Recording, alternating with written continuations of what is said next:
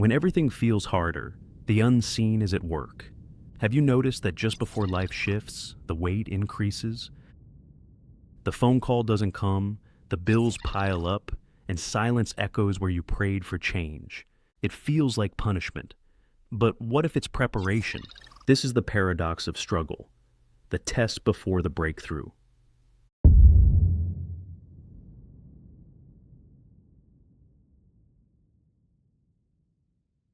Life teaches in disguise, cloaked as resistance. Carl Jung once wrote that what resists in us persists in us. Hardship is not random, it's the hidden curriculum. Just as iron sharpens iron, the universe shapes us through friction. The very obstacles you face may be the exam paper for the growth you once asked for.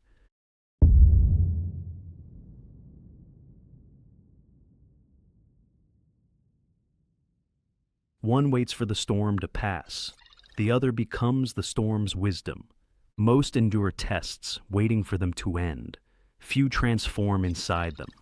Endurance asks, how long until this is over? Transformation asks, who am I becoming while it happens? The Stoics taught this distinction. Marcus Aurelius saw every challenge as the forge of character.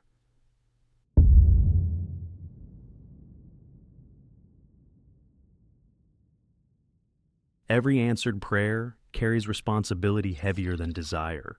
We want the breakthrough, but forget its gravity.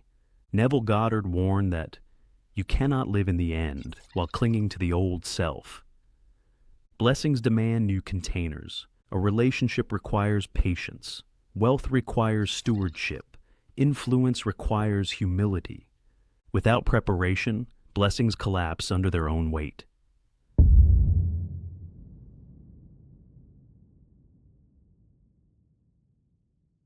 The lesson arrives precisely where your weakness lives.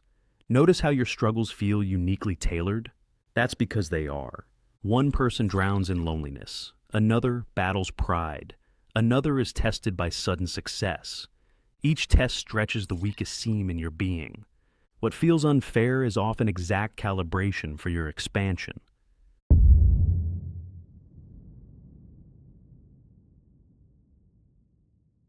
You meet your future self only by confronting the shadow.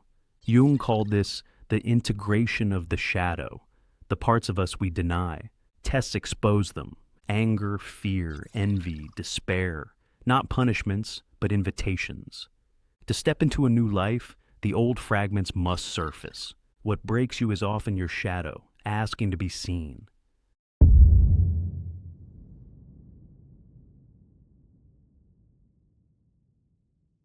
Resistance is not the wrong path. It is proof you are on it. So many misinterpret struggle as misalignment. But easy paths rarely prepare anyone. The law of opposites whispers here: the more resistance, the closer the threshold. A sprout pushes hardest against soil right before breaking into light. Your difficulty may be proof of your proximity.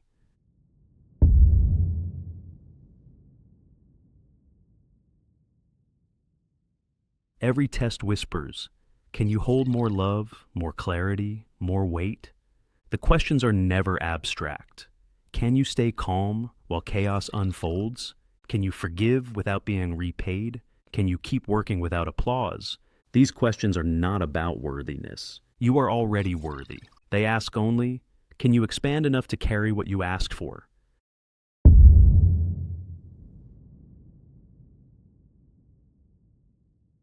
Pressure creates collapse or crystallization. The choice is yours. Under pressure, coal becomes dust or a diamond. The same force, the same weight. The difference lies in response. Will the test harden you into bitterness or refine you into clarity?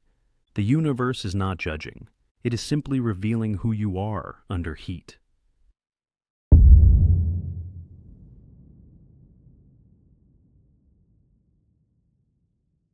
The obstacle is not the barrier, it is the threshold itself.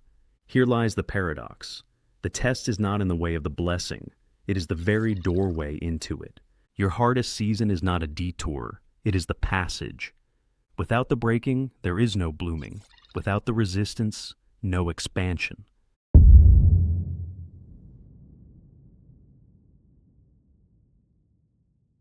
You are not being punished, you are being prepared. So if you are exhausted, doubting, breaking, remember, you are not at the end, you are at the edge. The hidden reason life grows harder is not cruelty, but capacity. The universe already knows you can carry what's coming. And these tests, they are just making sure you know it too.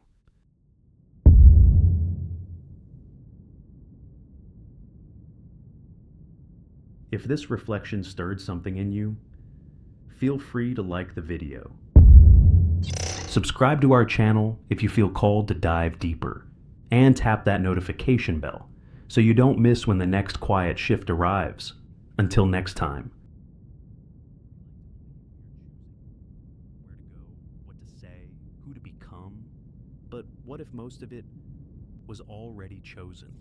Before you picked the jacket or the job, you were handed beliefs, given a culture, a name, a tempo to walk to, a lens to see through. The mirage isn't just in the grocery aisle, it's in the roles we play, the stories we're born into, the dreams that were given to us before we ever asked what they meant. Carl Jung said, "Until you make the unconscious conscious, it will direct your life and you will call it fate." So what if your fate was a choice you never made, a pre-written narrative sold to you as self, and all your decisions just the next step in someone else's idea of who you are? The mirage of choice is not that we have none, but that the script we follow was never really ours.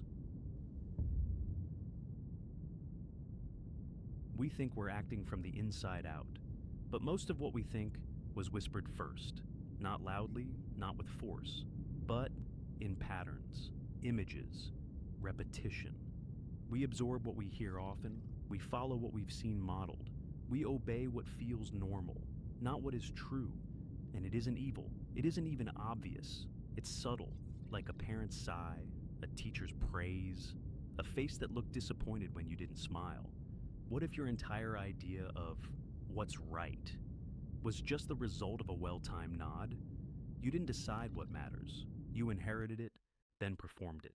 Over time, you forget it was given to you and begin to call it me.